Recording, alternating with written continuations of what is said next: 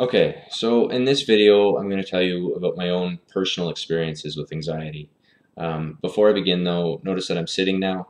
The first two videos, I was standing. I was trying to encourage a more active listening. In the future, if I'm standing, I might provide a certain action that you could take by the end of the video, that kind of deal. But if I'm sitting, I'm hoping for a more passive and absorbing type of listening.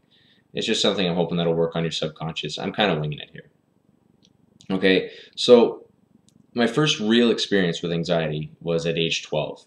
The teacher was at the front of the class, and he was telling all of us about how if we didn't do well in school, we would never be truly happy, and we'd be flipping burgers for the rest of our life. And and he went on for about 15 minutes, just basically consulting or keeping up with that general theme. And it was, a lot of people just kind of brushed it off, but me, I took it all to heart. It was suddenly like I had a fear of failure, and it was a very intense fear of failure. It kind of took me over. It was so bad that I remember like I'd be digging my head into my desk at school, or just kind of looking into my desk and crying because of the intensity, just hoping that nobody would see me because it was just way too much. I had a hard time describing that to people for the longest time, but then I realized it's kind of like losing control of your car.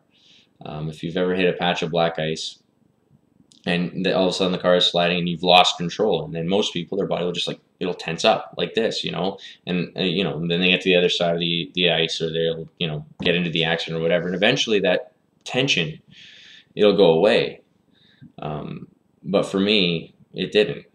I remember waking up in the morning and I'd have maybe 2 or 3 seconds of peace before suddenly that would happen, and I'd just be like, and I'd live in that state. I'd live in that state for 10 hours until I guess like all of the adrenaline that my body created from my sleep the night before was used up.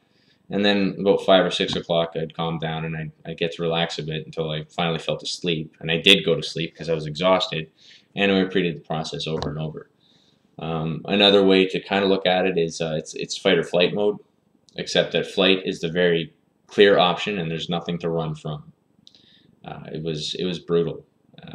Another way I've described it is, like we've all been there where we know we're about to throw up. We got about 10 seconds before we're about to throw up. For me, it was more like the 10 minutes before that point. When we're sick and we're thinking, yeah, we're probably going to throw up, or I'm probably going to throw up. And that was also something I dealt with pretty consistently throughout the day. It made it very hard to eat food. I was constantly like a little bit nauseous. So I've only had 2 panic attacks in my life, and I know that a lot of people deal with anxiety in this way. I remember it was a nice, beautiful, sunny day. I was walking along a grassy field with a friend, and I just gotten off the phone with somebody who said they couldn't help me, and I lost it because I was again dealing with a state of anxiety, and I started to feel like nobody could help me. Like, what am I going to do? It was a huge panic attack. I couldn't breathe. I started getting dizzy. I had to stop and bend over to kind of collect myself. And fortunately, I got myself out of it. The other time, I just moved to Edmonton, and there was just too much change going on. I called my mom, and she said, "You need to call the crisis center." And thankfully, that actually calmed me down. I really didn't want to call the crisis center. I often thought of suicide because of the anxiety, and I used to be hard on myself for that. But then I watched this documentary with William Shatner, and he said that there was this one time where an explosion went off too close to him, and it ended up rupturing his eardrum. And he had to deal with intense pain, a very intense pain, for months. And he just mentions casually, like nonchalantly, like, I actually considered suicide for a while as a way of dealing with that.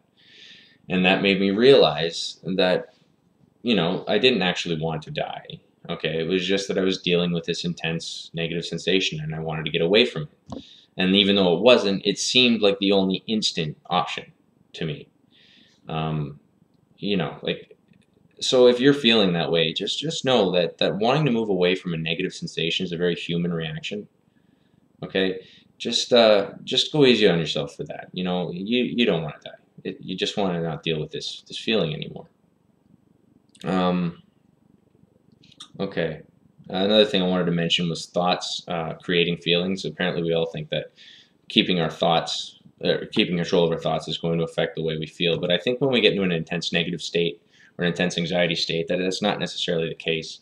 I remember once while I was in trade school, it was very important I do well. This is my career that we're talking about, and I had to do well on this exam. And so I freaked out about it for like 2 weeks leading up to it. And then I did the exam. And once the exam was done, we left in the car, and I forgot to return my textbook. Now, I lost it. I freaked out for like the entire night about returning this textbook, and it didn't matter. The next day, I was going to return the textbook, but I couldn't accept that. I had to keep worrying about it. What if it doesn't happen? Blah, blah, blah, blah, blah. And in my head, I'm thinking, what is this? Why am I worried about this textbook?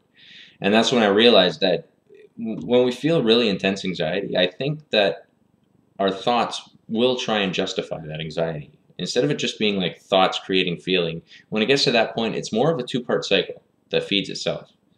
So if you are having those thoughts, or if you are making those mountains out of molehills, just, again, take it easy on yourself. It's a very normal reaction. You have to start with thoughts before you can make the feeling good. But that's okay. Okay, so in the first video I mentioned a thing about, what was it? It was my approach. And the reason these videos have to be one take. I don't want to lecture you. Okay, I want to talk to you. I wish I could talk to you individually. It's a much more effective way of communicating. I feel like if it feels like if I'm having to struggle for what I'm saying, or maybe if I'm screwing up here and there, or if I'm getting inspired in a moment, or I'm feeling the emotion of what I'm saying, it's going to be a little more easily accessible to you. That's the general idea. So if these videos look unprofessional, just know that that is 100% intentional. Like I think conversation is the best thing you're going to get, and I can't do that with this format. All I can do is be willing to screw up and, not try and read scripts. Like if I was scripting something and if I was scripting something, then I'd be accessing the memory part of my brain. I wouldn't be thinking about, just trying to feel my way through this. Like, look how much I'm screwing up now. I have to stop. The next video is on depression.